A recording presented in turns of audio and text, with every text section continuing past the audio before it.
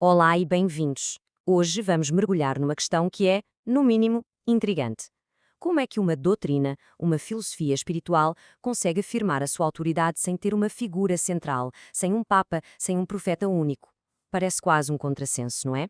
Pois bem, é precisamente isso que vamos explorar, a ideia de uma autoridade que, em vez de vir de cima para baixo, nasce de todos os lados ao mesmo tempo. E vamos ser sinceros, vivemos num mundo com ruído de fundo constante. Há opiniões para tudo, novas revelações a cada esquina, gurus com as suas próprias teorias, e a pergunta que fica é: como é que filtramos isto tudo? Como é que a gente distingue uma verdade espiritual sólida de uma opinião pessoal, por mais bem intencionada que seja? Este é o grande desafio que vamos tentar desmontar hoje. Então, para nos ajudar a navegar nisto, temos um caminho bem traçado. Primeiro, vamos à base de tudo, a confiança. De seguida, vamos ver os dois grandes filtros que a doutrina propõe, a razão e depois a prova da universalidade. Depois, vamos perceber como é que isto cria um ensino que está sempre a evoluir e, claro, no final, aquilo que mais nos interessa. Como é que podemos usar isto como ferramentas práticas para o nosso crescimento? Muito bem, vamos então a esta primeira parte, a questão da confiança. De onde é que vem, afinal, a autoridade de um ensinamento? A resposta que o Espiritismo nos dá é, bem, é radicalmente diferente daquilo a que estamos habituados. Ora, este slide capta a essência da diferença. De um lado, temos um sistema que assenta na opinião de uma só pessoa, e por mais brilhante que essa pessoa seja, está sempre sujeita a errar, ao orgulho, aos seus próprios interesses. Do outro lado, a proposta é completamente diferente. É um ensino que se baseia, não numa voz, mas em milhares de comunicações de espíritos, que chegam de vários cantos do mundo. A força aqui não está no gênio individual, mas sim na concordância do coletivo. É uma mudança de paradigma total.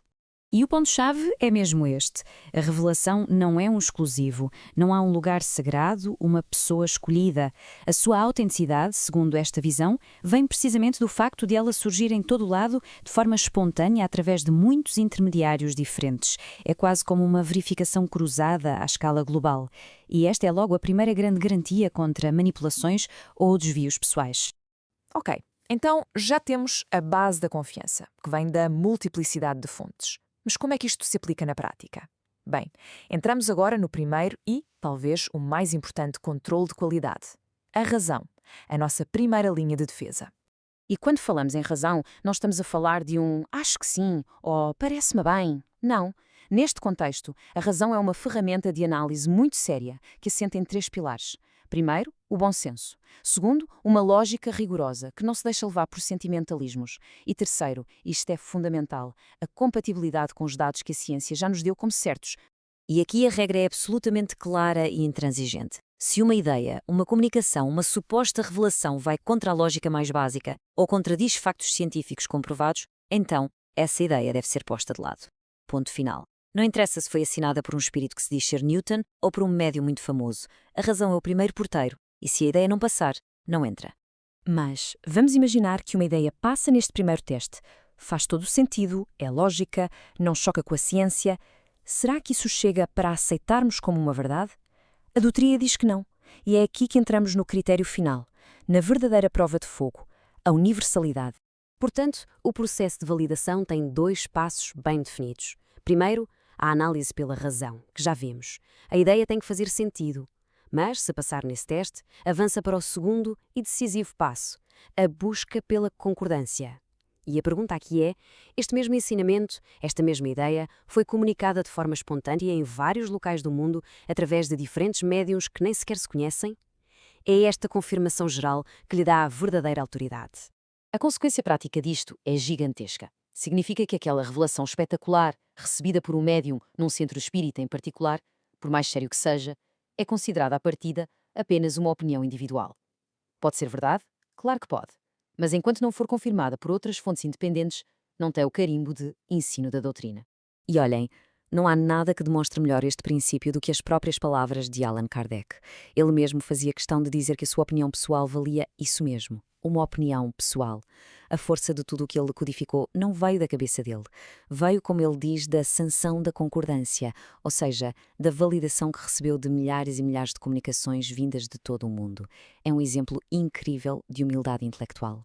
E isto leva-nos a uma outra ideia fascinante. Se a verdade é construída assim, com base na concordância, ela não pode ser algo estático, fechado num livro para todo sempre, certo? Exatamente. Vamos ver agora como o espiritismo encara a verdade, como algo vivo, que se vai revelando aos poucos. Podemos imaginar isto como um processo de aprendizagem. Primeiro, recebemos as verdades iniciais, as bases, os fundamentos. À medida que a humanidade vai amadurecendo intelectual e moralmente, são reveladas verdades intermédias, mais complexas. E o processo não para. Haverá sempre verdades futuras que só nos serão dadas quando tivermos capacidade para as entender. Ou seja, não é um dogma fechado, é um conhecimento em permanente construção. E porquê esta revelação gradual? Bem, a lógica por trás disto é puramente pedagógica. Diz-se que os espíritos superiores doseiam o conhecimento, entregam as verdades à medida que nós temos capacidade para as digerir, para não criar confusão ou contradições que nos levariam a rejeitar tudo. É, no fundo, um ato de enorme sabedoria e paciência para conosco. Certo. Vimos a teoria toda. A autoridade coletiva, os filtros da razão e da universalidade, a ideia de revelação progressiva, mas a grande questão é, e então? O que é que fazemos com isto? Vamos agora pegar nestes conceitos e transformá-los em ferramentas úteis para o nosso crescimento. Então, na prática, o que é que isto nos diz para fazer? Bem, primeiro é um convite para questionar, usar sempre a lógica e o bom senso como primeiro filtro. Depois, ter um pé atrás com revelações que parecem únicas ou isoladas. O nosso trabalho é procurar, pesquisar, ver se aquela ideia encontra eco noutras fontes sérias. É também um exercício de paciência, percebendo que a nossa própria compreensão da verdade vai mudar e aprofundar-se com o tempo. E, acima de tudo, é um convite à humildade. Valorizar o que é consensual e coletivo, em vez da opinião de uma só pessoa, por mais carismática que ela seja.